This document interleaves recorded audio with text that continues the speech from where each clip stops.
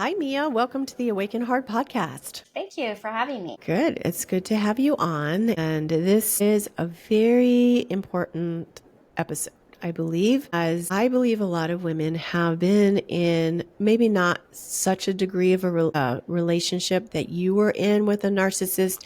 But as I was mentioning, everyone probably has dealt with a narcissist at some point of their life. Whether it's a parent, my friend dealt with a narcissistic parent that she's had to carry out guilt from that throughout her whole life. A lot of people in dating, you've experienced a narcissist. People get out of relationships. I know somebody that was in a 40-year relationship. She got out of one and he was an absolute narcissist and she's reeling from it. They leave you reeling. So there's degrees where, the smaller degree where they're all about them and you learn to recognize that right away. And then there's the really, really top of the line degree that you did. If that's the right word. You're a survivor of narcissistic abuse and you were married to someone for 29 years, a covert narcissist. It's like a pit of despair. And you survived it. And now you're out talking to others to help them maybe see that they might be in this kind of situation, because when they are in the situation, a lot of women don't realize they're in them because they're made to feel like they're crazy. They're gaslit. Their self-esteem is taken down so low. They're master manipulators. Can you share the moment when you first realized you were in a relationship with a covert narcissist? And what signs helped you recognize the abuse? I think early on, I probably knew something wasn't right. I did see signs that seemed off, but in my background, I had never dealt with people like this before. So I think I was very naive and I just didn't realize these kinds of people were out there for real. I was 21 when I got married, and some early signs that I saw that I knew something was not exactly right. I noticed that lack of empathy very early. Anytime that I would be sick or anything like that, he, rather than be sympathetic and say, how can I help? I'm sorry you're not feeling well. His response would be to be angry. And so I knew right off the bat, that's not normal. That's not right. But I was young, I was naive, newly married, and I wanted to make my marriage work. And I did the best I could just to kind of sweep those things under the rug. And in retrospect, that was the wrong thing to do. And now I know that. But yeah, and narcissistic abuse, it starts slow. It doesn't start all of a sudden, it snowballs. So yeah, definitely I saw signs early, but I didn't do anything about it. Did you have kids in the relationship pretty early on, or do you have kids? Not too early on. I think about 6 years in, I had two kids, and yeah, probably about year 6 of my marriage, my oldest was born.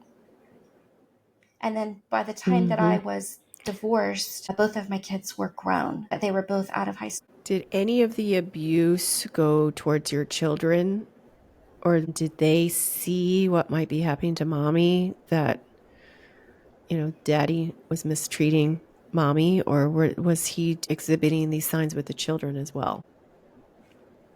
We like to think that our kids don't notice these things because this was psychological abuse, mental abuse. I think I told myself back then they don't really know what's going on. But kids are more intuitive than we think.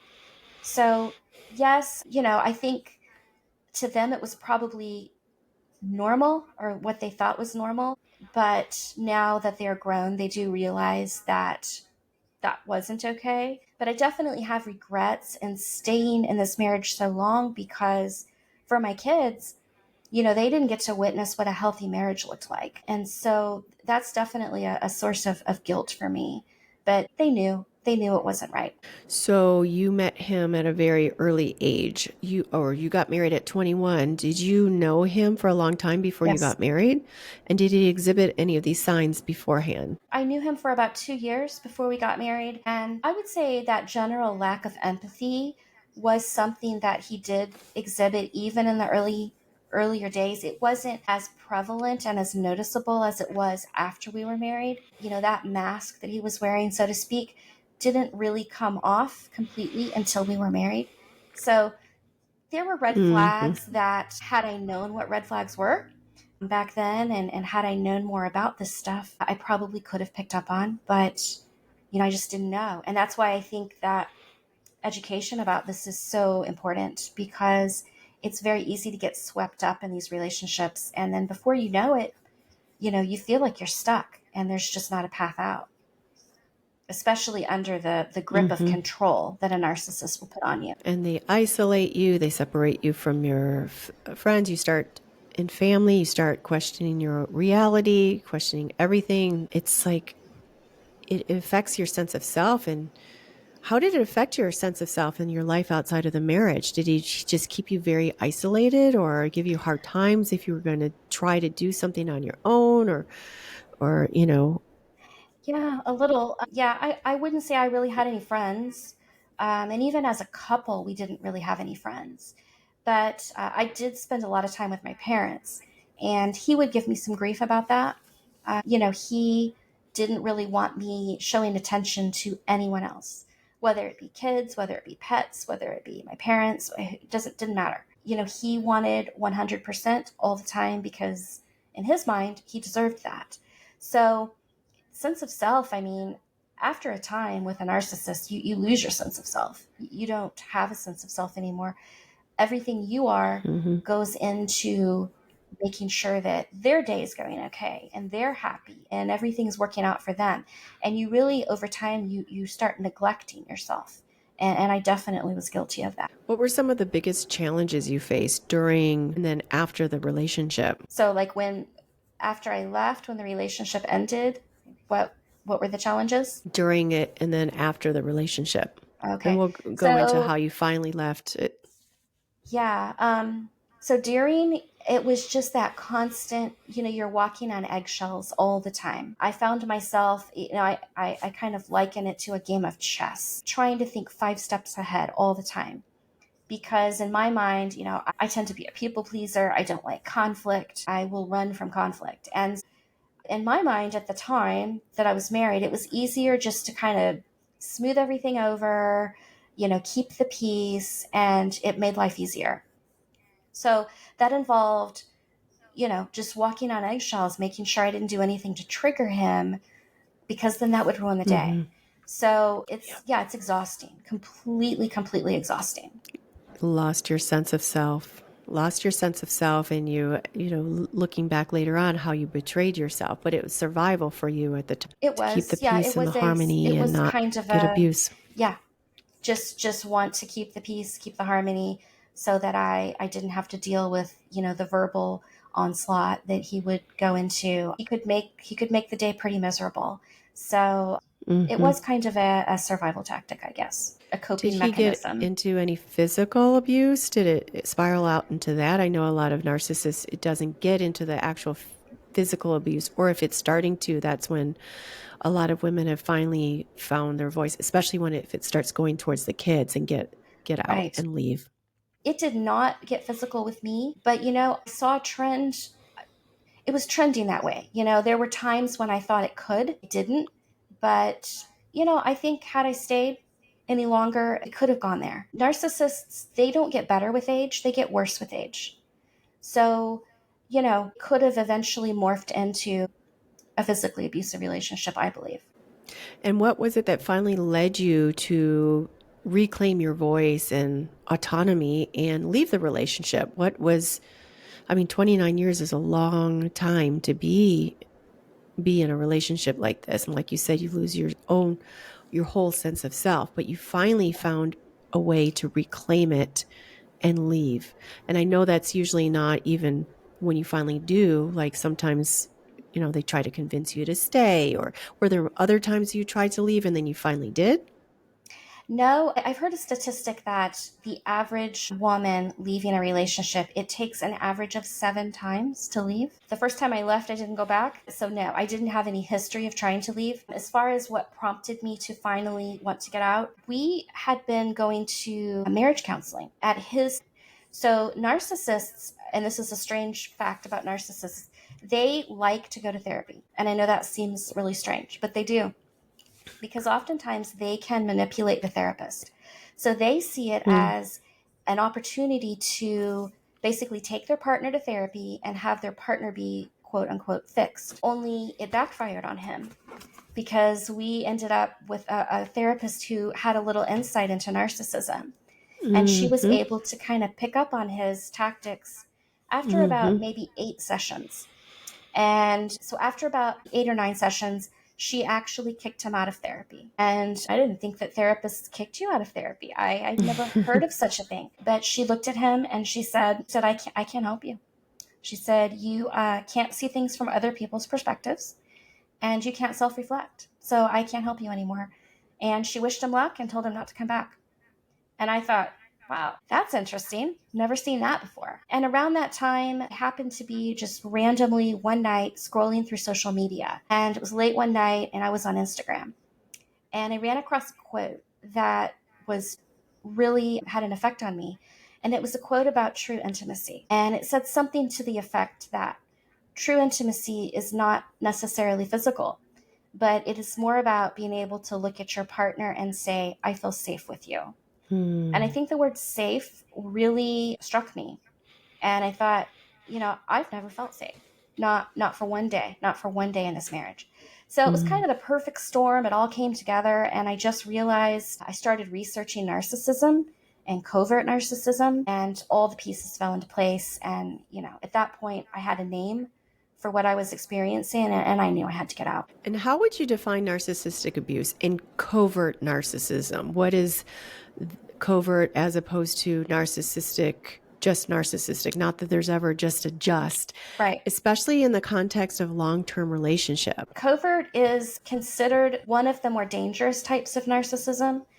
And the reason is because to the outside world, these people look completely opposite of a narcissist. They're humble, they're kind, they're generous, they're just wonderful.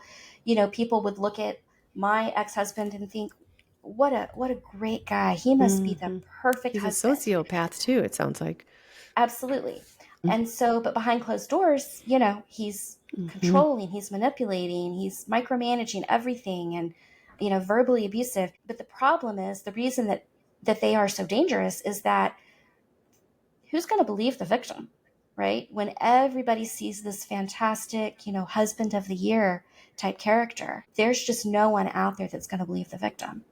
And that's the really scary part of covert narcissism. So are those some of the misconceptions people have about it? Because they see this perfect, like, oh, you're so lucky to have him. And meanwhile, like, he's abusing you Yes. day in, sun up to sunrise behind the Yes. scenes. So, yeah. So it makes it hard to, when you pair that with like all the gaslighting where, he's making me think, well, all these issues are my fault. There's something wrong with me. I'm being too sensitive. I'm taking things out of context, blowing things out of proportion. And so I'm questioning myself, thinking, well, maybe it's me. Maybe I am overreacting to these terrible things he's saying. And then you have all these people on the outside saying, you have the perfect husband. He's so wonderful. You're so lucky. So it makes it hard to figure out in your own head what's going on. So what inspired you to write Bridesmaid, your book that just came out in February? And how did the process of writing your memoir contribute to your healing journey? It was interesting. When I started researching narcissism, I was trying to find every book I could. It was so amazing to me how my ex-husband is a absolute textbook covert narcissist. And reading about this it was like somebody had been spying on my life. I just couldn't believe Yeah, how you're not accurate. alone. Yeah. But the problem was every book I found was either written by a therapist or a psychologist or something like that.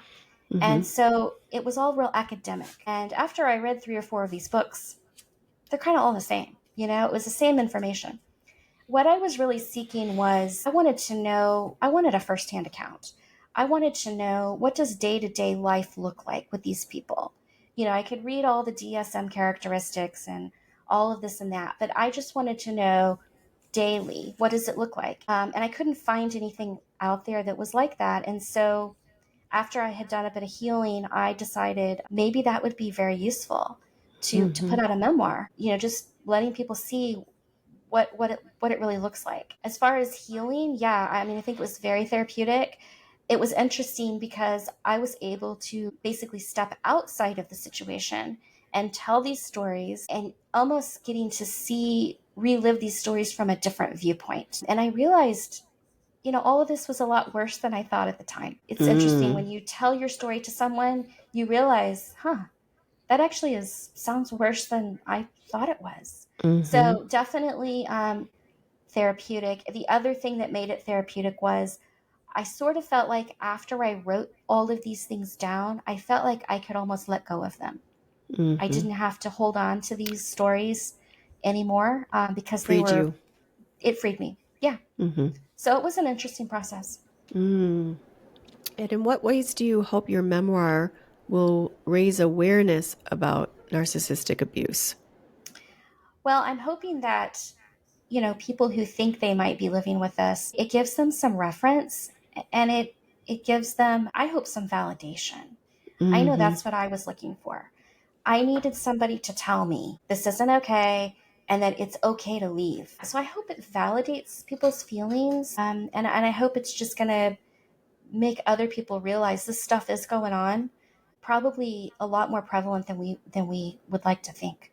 So I Mm-hmm. hope that it will, that it will just validate other victims and their feelings and they realize they're not alone. Mm-hmm. Because there's a lot of people that are in similar situations, and this is going to validate that they're not crazy because they've Yes. been gaslit so much, and there is a light at the end of the tunnel, and you're a Yes. testament to that, especially seeing that you were in a situation like this for so long and you got yourself out of there. It's so important for other women to realize they're not alone, and that's what you being on a podcast like this and sharing your work from a first person in a memoir is going to help so many other women get away from. I mean, there's men as well that are in narcissistic abuse. I've heard they're like black widows. They suck them in. I Hmm. mean, I've known some men that have been in those situations as well. I mean, Yes. but the physicality between a man and a woman, I mean, they can both be pretty bad, but I think it's like we find more women in these situations with men, physically and I don't know, manipulatively and stuff like I that. think for women, the hardest part of trying to find a path out is the financial abuse. And I Mm-hmm. think that's something that's not talked about very much. Most narcissists in their household oftentimes Control the have money. control of the money. And, regardless how wealthy you may be, and my husband was a very wealthy man, is a very wealthy man, but I couldn't access any of that money. And so when I left, I had access of one, just the everyday checking account. And when I left, in an effort to get me to come back, he basically drained the account so that Mm. I would have nothing to live on. So that financial abuse, a lot of times it keeps women tied to their abusers. You have to have money to leave. That's the bottom Mm-hmm. line. Or you've got to have some outside support. And fortunately, I had some outside support, but some women don't. And Mm-hmm. for those people, their only option is really to go to a shelter. And I think a lot of women don't want to do that. I mean, that's Mm-hmm. scary to them. Mm-hmm. So I have to wonder how many women are staying in these relationships because they're scared to go to a shelter and they have no other options. Well, nowadays, yes, there's a shelter. Get yourself out and away from that situation. There are supports. So once they're able to maybe get away from that narcissist in the relationship, there's so much things on the web that you can find Yes. support. You can find support in your area.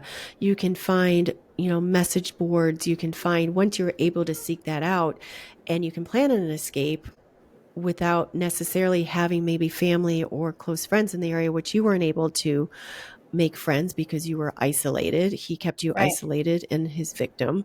So they can begin to seek support that way. And I've known people that have taken off with literally their clothes on their back and Yeah. $19 in their account. But the abuse started going towards their children. She's like, that's it. I got to get out of here. And it Yeah. was starting to get physically abusive to her. But Right. yeah, it was the So she finally didn't gave have a her the courage choice. to leave. Yeah. And she's doing so well now.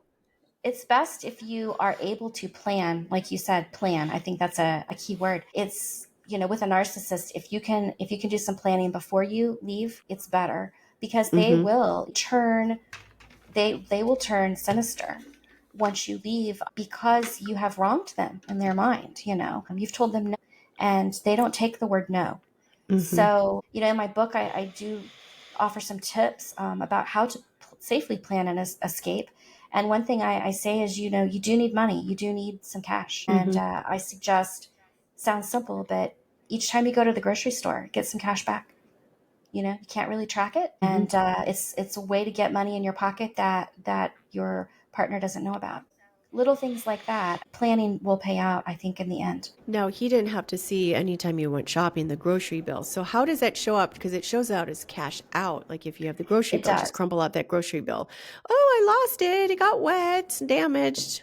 Right? Exactly. Yeah. Yeah. And so it's pretty easy, and you're looking at your credit card statement, it's just going to show that you were at the grocery store. Right. So it is a good tool to, to utilize to set aside some cash to leave. But, hopefully you think a lot of women, it's really nice if they can have a support system in place, but not all women do. I was really fortunate that I have my parents. And so I moved in with my parents when I left. But not everybody has that kind of support. So you are right. There is definitely support out there, and there's always a way out. I know a lot of women in these relationships feel stuck, but it's you're not stuck. You feel stuck, but you're not stuck. There is a way out, and there's support. Your parents must have been so relieved when you finally left, because did they see what was happening? Did they tell you on occasion to get out? Or Yes.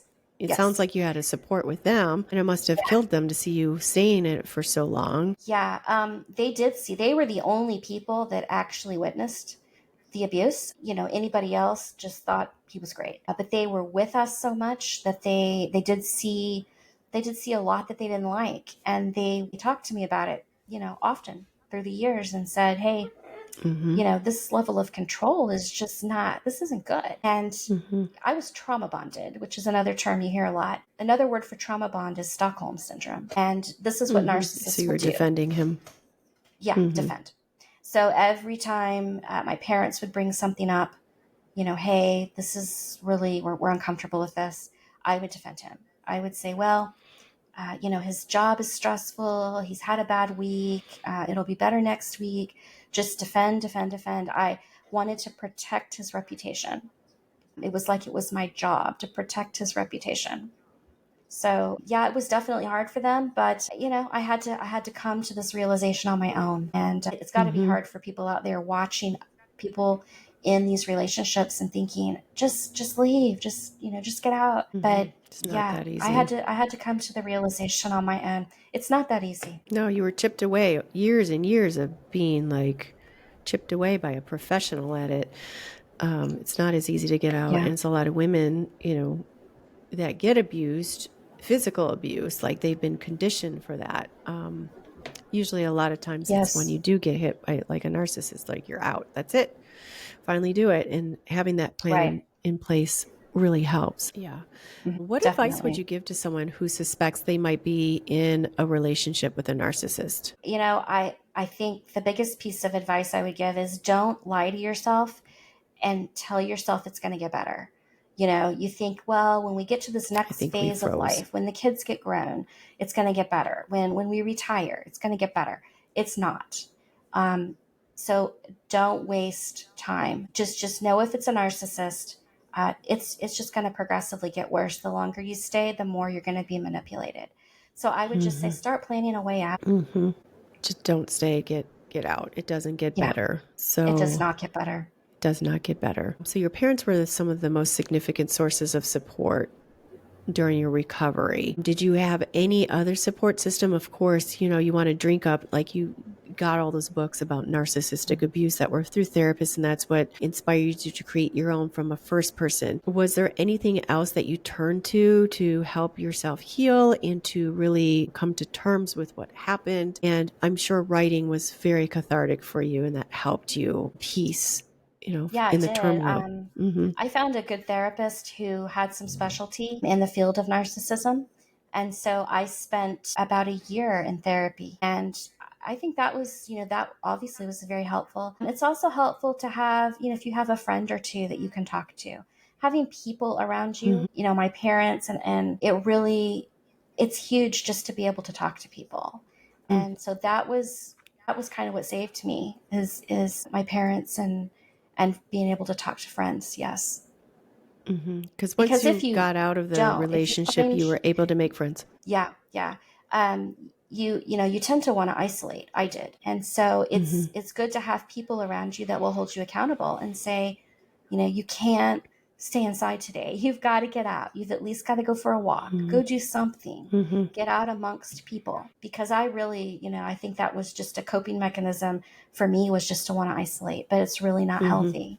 It's a long journey to heal from all of this, but it's doable. You can, it seems daunting to think I'll never get through all of this. How can I work through all this abuse for so many years? But you can do it.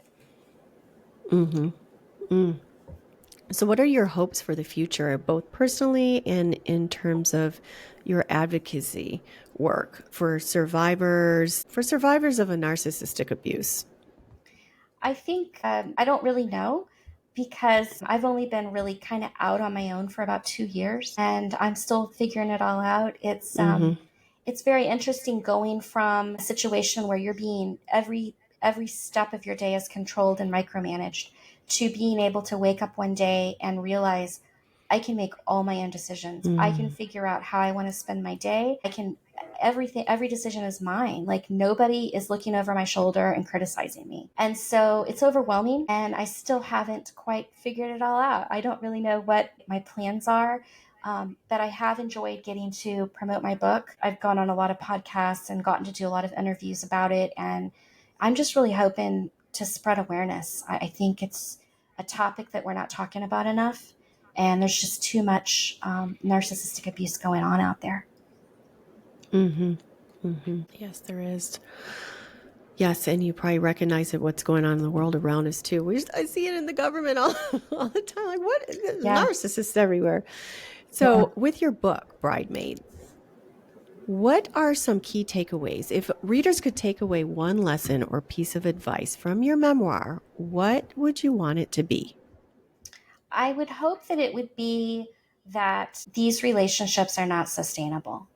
It's going to break you in the end. It's And to get just out. your physical health, your mental health. It's not worth the damage that it's going to do to you, because it will damage your physical body too. I mean, mental abuse, um, it it affects you physically, and it's just not worth the toll it's going to take on you. There is a better life on the other side of this abuse, and it's absolutely attainable, even though it feels like it's impossible to get there. It really is not. There are the resources, and there's help out there. There's hope. There's always hope. Well, yeah, that's really an important message. So for people to find you, I know that you're kind of hiding out or undercover, or you don't want to really be publicly seen. Right. Do you have a website? I know you have the book and it can be found on Amazon. It looks like I pulled it up there. Do you have anywhere for people to reach out to you if they want to, if they need some kind of advocacy, or what are you working on right now? Are you working on any other books? Are you working on support groups? How can people find it? Well, right now, I've just got my website up and running. It's Okay, great. miajhanks.com, and I have some resources on there. I have links to podcast interviews. There's a link to buy my book, and I'll soon be starting a blog on that website. I'm hoping to Great. have a blog entry once a week. That's still in the working phases, but that's coming. And then I have TikTok account that I'm very active on. That I probably post 3 times a day, somewhere around in there. And the handle for that is at NPD, which stands for Narcissistic Personality Disorder, NPD and me. And I try to put a lot of good information on there about narcissism, narcissistic abuse, signs to look for, red flags. Just there's a lot of good info on there. And I'm hoping that I'm just hoping to kind of spread awareness and education through that TikTok account. Wonderful. Yes. Well, great. I'm going to make sure to put these in the show notes so my listeners can find you. And I so appreciate you coming on. I know it's not an easy thing to talk about, and I give you really respect and honor you for sharing your voice, because it's voices like yours that's going to help so many other women to get out of their situation and Yes, I to hope be able to so. live the life that they're meant to live, and not be Yeah. under this control of these narcissist Yes. psychopaths, for the rest of their life. Get out of these situations. So you're helping so many women by raising your own voice. And a lot of women are going to see themselves in you and finally take the courage or take the steps that they need to free themselves of being in such a situation like you were for Yes. so I long. hope so. Yes, Yes. definitely. I hope so. So thank you. One more question before we leave. This is what I ask all my guests. So I'm trying to think of how to phrase this. Okay, so maybe I'll phrase it this way for people that are in a narcissistic abusive relationship and that finally have the gumshoe to leave. And that is, what does it mean for you to live with an awakened heart? That's a good question. I think that means being, or for me, that would mean being aware of who I am, finding myself, because with a narcissist, you lose yourself. So Mm-hmm. I think with an awakened heart, you know who you are, you know what direction you're going, and you're just, you have an awareness about you. Mm-hmm. I Hmm. think an awareness, self-awareness. Self-awareness. Beautiful. Yeah. Well, thank you. Thank you for sharing that. Thank you for sharing your story. And Thank thank you you. for being on today, Mia. I really appreciate it. You have a Thank you for wonderful rest having of your day. me. Thank you. Yes. Yes. No, thank you for being on. Thank you. Have a good rest of your day. You too. All right. Thanks.